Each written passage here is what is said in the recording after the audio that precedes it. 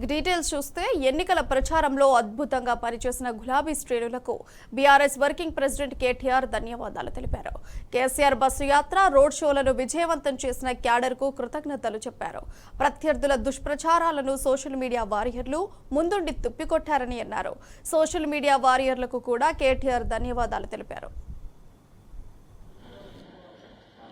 ఈ పార్లమెంట్ ఎన్నికల్లో మా పార్టీ అభ్యర్థుల గెలుపు కోసం, పార్టీ విజయం కోసం అహర్నిశలు కష్టపడ్డ మా గులాబీ సైనికులందరికీ రాష్ట్ర వ్యాప్తంగా, తెలంగాణ వ్యాప్తంగా హృదయపూర్వకంగా వారికి నేను చాలా వినయపూర్వకంగా ప్రణామాలు, ధన్యవాదాలు తెలియజేస్తా ఉన్నా. ఎందుకంటే సామాన్యమైన విషయం కాదు. ఒక పార్టీ 5 నెలల కింద జరిగిన శాసనసభ ఎన్నికల్లో అనుకోని అనూహ్యమైన పద్ధతుల్లో పరాభవం పాలైన, మరి తర్వాత రకరకాల కుట్రలు, కుతంత్రాలు, పార్టీలోంచి నాయకులను తీసుకొని పోవడాలు ఇవన్నీ జరిగినా, కొంతమంది స్వార్థపరులు పార్టీని విడిచిపెట్టి పోయినా, పట్టుదలతో, మొక్కవోని ధైర్యంతో ఇవాళ రాష్ట్ర వ్యాప్తంగా గ్రామ గ్రామాన, ప్రతి పట్టణంలో కూడా, ప్రతి గల్లీలో కూడా అద్భుతంగా పనిచేసిన మా అన్నదమ్ములకు, మా అక్క చెల్లెలకు, బీఆర్ఎస్ పార్టీ కుటుంబ సభ్యులందరికీ హృదయపూర్వకంగా ధన్యవాదాలు. హృదయపూర్వకంగా మళ్ళొక్కసారి వారికి నమస్కారాలు. ఒకవైపు క్షేత్రస్థాయిలో మా నాయకులు, కార్యకర్తలు బలంగా పనిచేయడం, మరొక వైపు సోషల్ మీడియాలో కూడా అంతే స్థాయిలో ఎప్పటికప్పుడు ప్రత్యర్థుల దుష్ప్రచారాలను, ప్రత్యర్థులు చేసే విమర్శలను తిప్పికొడుతూ సోషల్ మీడియాలో కూడా అద్భుతంగా పనిచేసిన మా సోషల్ మీడియా వారియర్స్ అందరికీ కూడా హృదయపూర్వకంగా ధన్యవాదాలు. ఎందుకంటే ఇప్పుడు ప్రసార మాధ్యమాల్లో, ముఖ్యంగా ఈ సామాజిక మాధ్యమాల్లో ఎక్కడికక్కడ మా పిల్లలు ఒకవైపు ప్రభుత్వం కేసులు పెట్టే ప్రయత్నం చేసినా, రేవంత్ రెడ్డి పోలీసులు భయపెట్టే ప్రయత్నం చేసినా, ఎక్కడికక్కడ చాలా చురుగ్గా పార్టీ యొక్క ఆలోచనను, బీఆర్ఎస్ పార్టీ గెలవాల్సిన ఆవశ్యకతను వివరించి చెప్పినందుకు సోషల్ మీడియాలో కూడా పనిచేసిన మా నాయకులు, కార్యకర్తలు, సైనికులు అందరికీ పేరు పేరున నమస్కారం. దాడులను, కేసులను, కుట్రలను, కుతంత్రాలను, స్వార్థపరుల రాజకీయ ఎత్తుగడలను ఎన్నిటినీ తిప్పికొడుతూ మరి మొక్కవోని ధైర్యంతో ముందుకు పోయినాం. ఇక కేసీఆర్ బస్సు యాత్రతో రాష్ట్ర రాజకీయాలే మలుపు తిరిగాయన్నారు కేటీఆర్. కేసీఆర్ ఎక్కడికి వెళ్లినా ప్రజలు బ్రహ్మరథం పట్టారని గుర్తు చేశారు. అందుకే కాంగ్రెస్, బీజేపీలకు వణుకు పుట్టిందన్నారు. బస్సు యాత్రతో ఆ 2 పార్టీలకు ముచ్చమటలు పట్టాయన్నారు. ఎంపీ ఎన్నికల్లో గులాబీ క్యాడర్ గుండెల నిండా ఆత్మవిశ్వాసం కనిపించిందని కేటీఆర్ స్పష్టం చేశారు. కేసీఆర్ గారి బస్సు యాత్రతో నిజంగా చెప్పాలంటే పార్లమెంట్ ఎన్నికల్లో ఒక మలుపు తిప్పింది రాష్ట్ర రాజకీయాన్ని కేసీఆర్ గారి బస్సు యాత్ర. 17 రోజుల బస్సు యాత్రతో 2 జాతీయ పార్టీలు కూడా దిగిరాక తప్పని పరిస్థితి. 2 జాతీయ పార్టీల నాయకత్వాలు కూడా తెలంగాణ చుట్టూ గింగిరాలు కొట్టక తప్పని పరిస్థితి కేసీఆర్ గారి బస్సు యాత్ర కల్పించింది. ఏ జిల్లాకి పోయినా, ఏ నియోజకవర్గానికి పోయినా, ఏ పట్టణానికి పోయినా బ్రహ్మరథం పట్టినారు ప్రజలు. ముఖ్యంగా రాష్ట్రంలోని ప్రతి పాయింట్లో ఎక్కడెక్కడైతే కేసీఆర్ గారు కాలు పెట్టారో దాదాపు 30 చోట్ల, ప్రతి చోట కూడా మరి ఈ బస్సు యాత్రని, రోడ్ షోలను కూడా విజయవంతం చేసిన మా పార్టీ నాయకత్వానికి కూడా హృదయపూర్వకంగా ధన్యవాదాలు. ఆదిలాబాద్ నుంచి అలంపూర్ దాకా ఇవాళ గులాబీ సైన్యంలో గుండెల నిండా కూడా ఆత్మవిశ్వాసం కనబడతా ఉంది. తప్పకుండా 2 జాతీయ పార్టీలకు కూడా ముచ్చెమటలు పట్టించినాం. మొత్తం క్యాడర్ నుంచి లీడర్ల దాకా అందరిలో కూడా స్పష్టమైన ఒక విశ్వాసం, స్పష్టమైన ఒక నమ్మకం.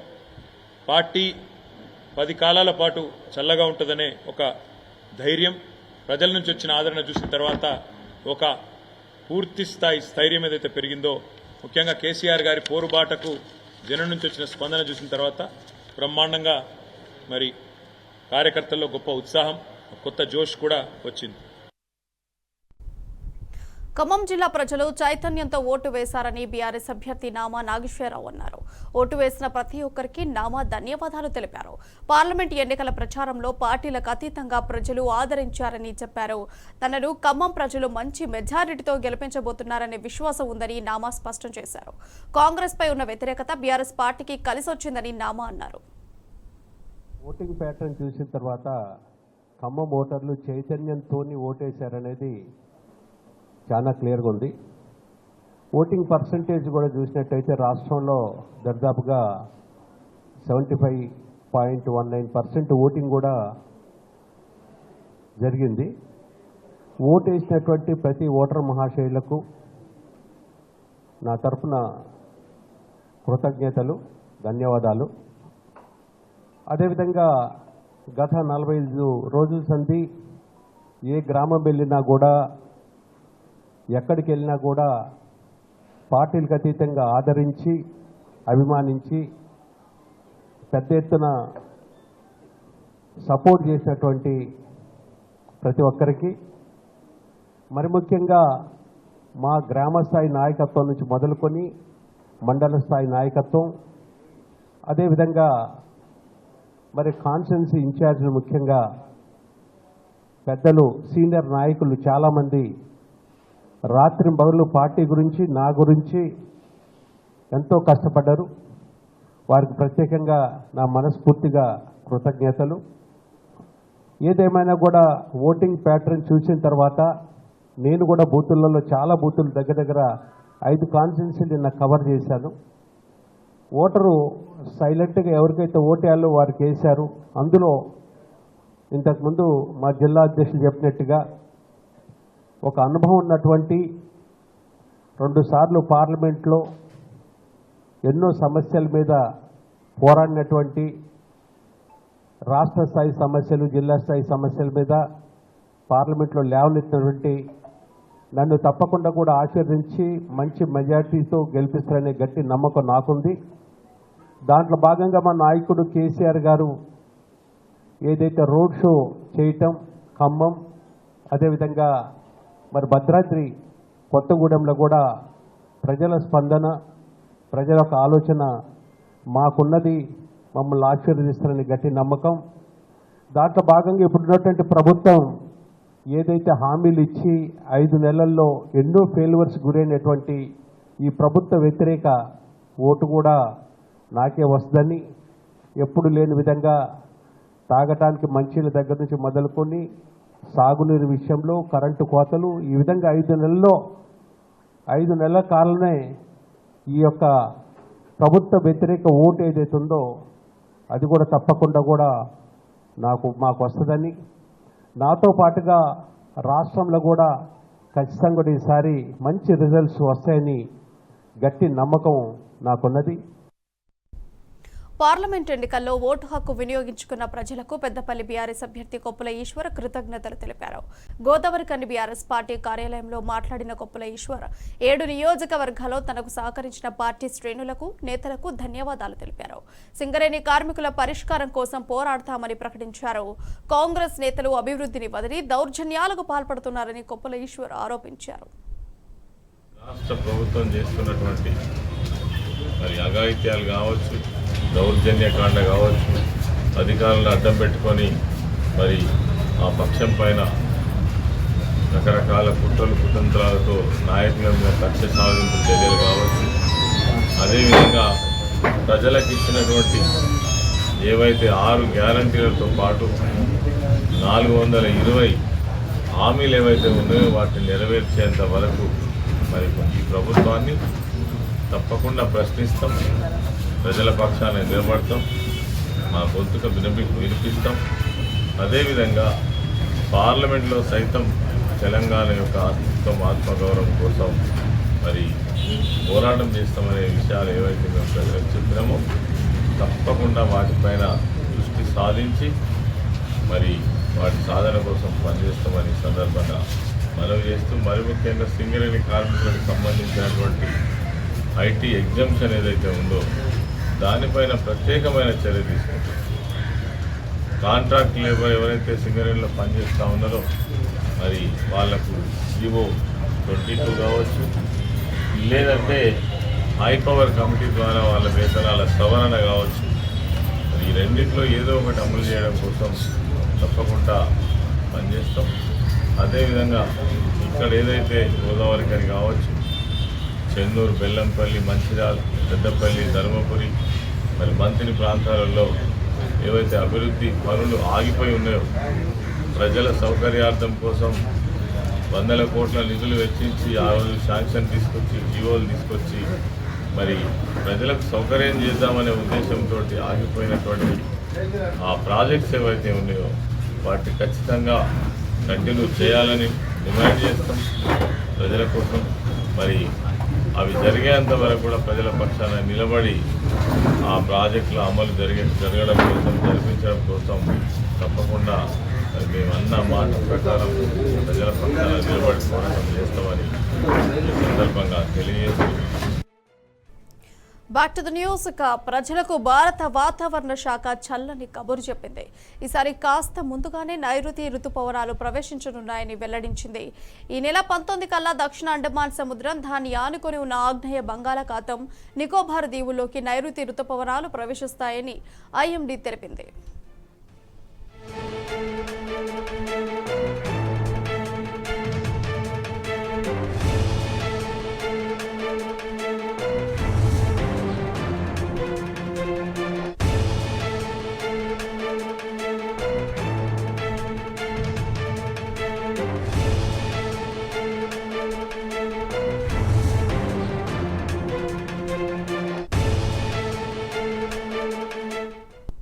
జూన్ 1వ తేదీలోగా నైరుతి రుతుపవనాలు కేరళకు చేరుకునే అవకాశం ఉందని వాతావరణ నిపుణులు అంచనా వేస్తున్నారు.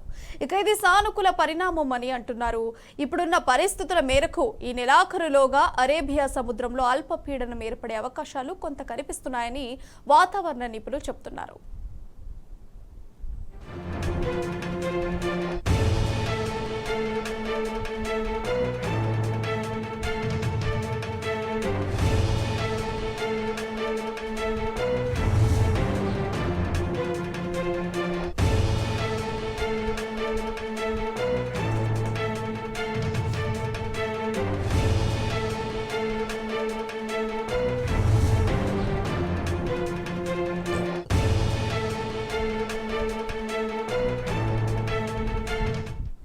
దక్షిణ కర్ణాటక నుంచి వాయవ్య మధ్యప్రదేశ్ వరకు ఉపరితల ద్రోణి విస్తరించింది.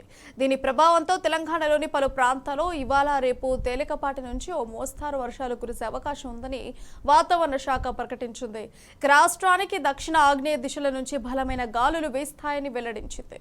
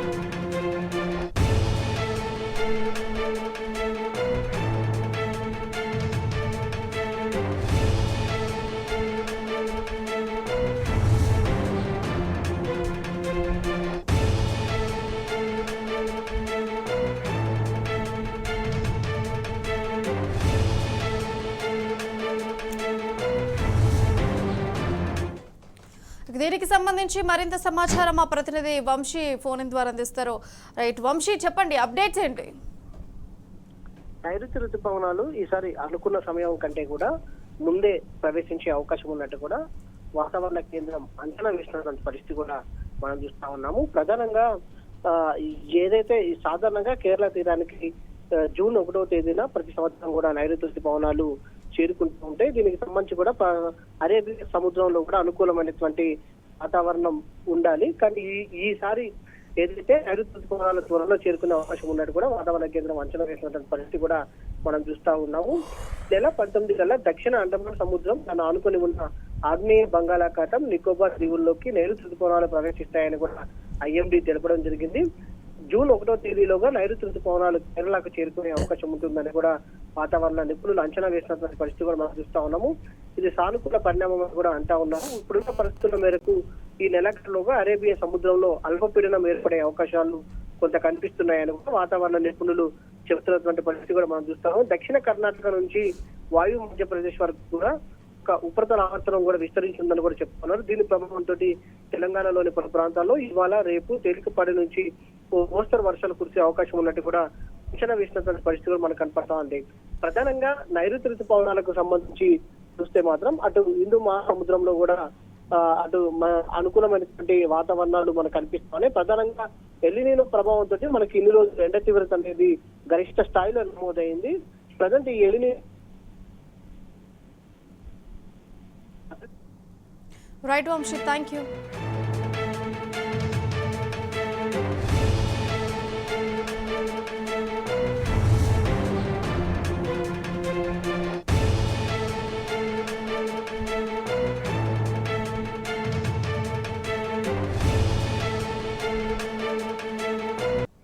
యాంటీబయోటిక్ మందులు ప్రపంచ మానవాళికి పెను ప్రమాదంగా మారుతున్నాయి. కాలం చెల్లినా వినియోగించని యాంటీబయోటిక్స్ ను సరిగ్గా డిస్పోజల్ చేయకపోవడంతో తీవ్ర పరిణామాలు తలెత్తుతున్నాయి. మనుషులతో పాటు పర్యావరణానికి ఎంతో చేటు జరుగుతోంది. ఈ నేపథ్యంలో 2050 కల్లా ఏడాదికి 1 కోటి జనాభా మృతి చెందే అవకాశం ఉందని ప్రపంచ ఆరోగ్య సంస్థ ఇప్పటికే హెచ్చరించింది.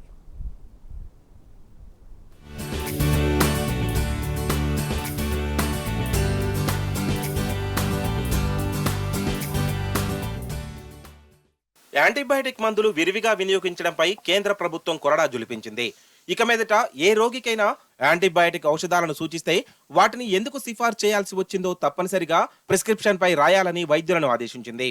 ఈ మేరకు కేంద్ర ఆరోగ్య కుటుంబ సంక్షేమ మంత్రిత్వ శాఖ పరిధిలోని director general of health services Atul Goyal అన్ని మెడికల్ ఫార్మసిస్టు సంఘాలకు వైద్య కళాశాలలకు అత్యవసర విజ్ఞప్తి పేరిట లేఖ రాశారు.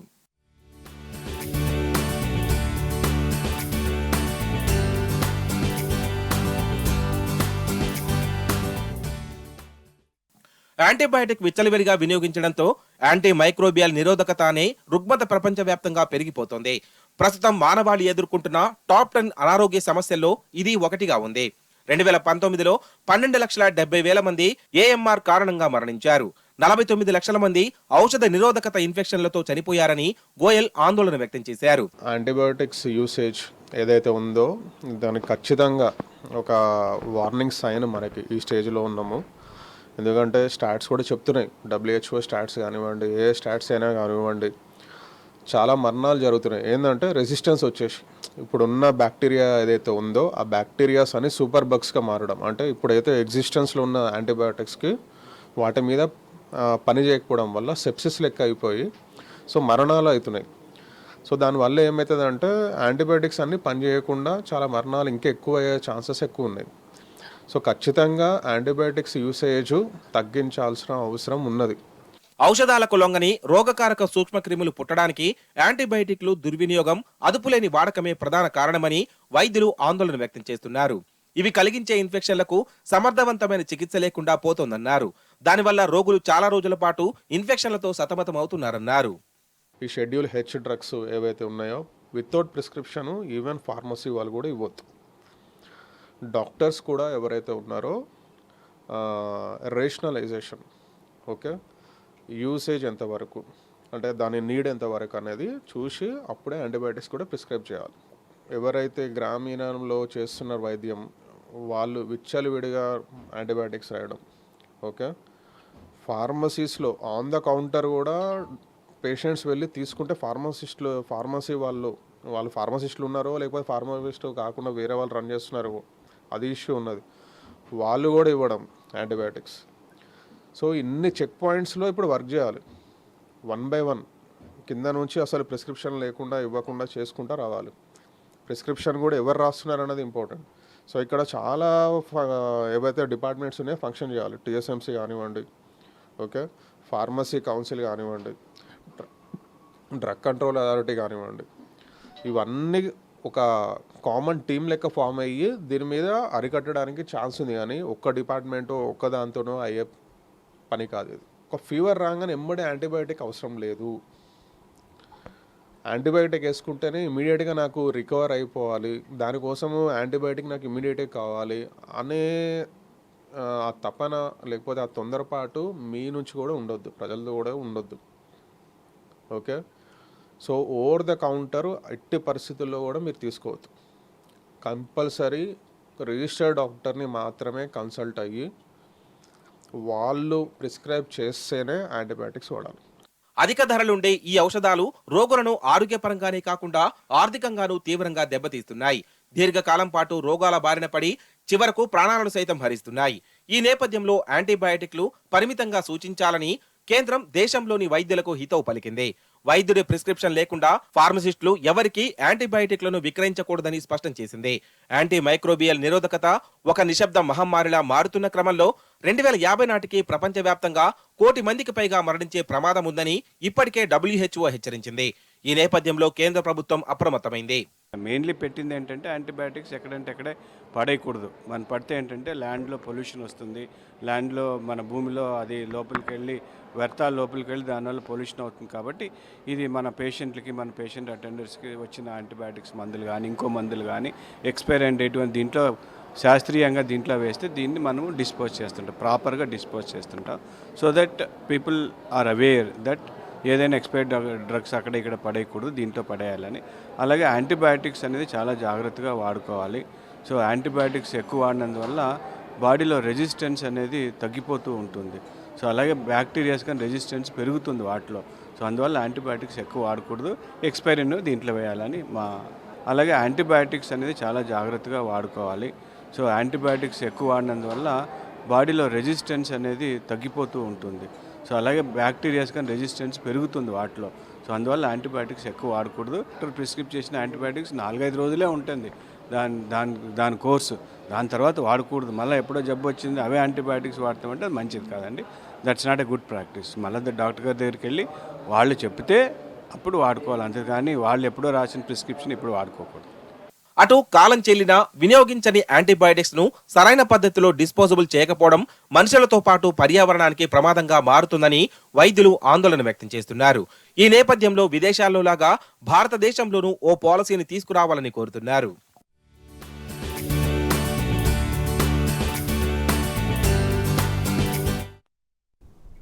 ఇవి బులెటిన్ అప్డేట్స్. మరిన్ని అప్డేట్స్ కోసం చూస్తూనే ఉండండి టీ న్యూస్.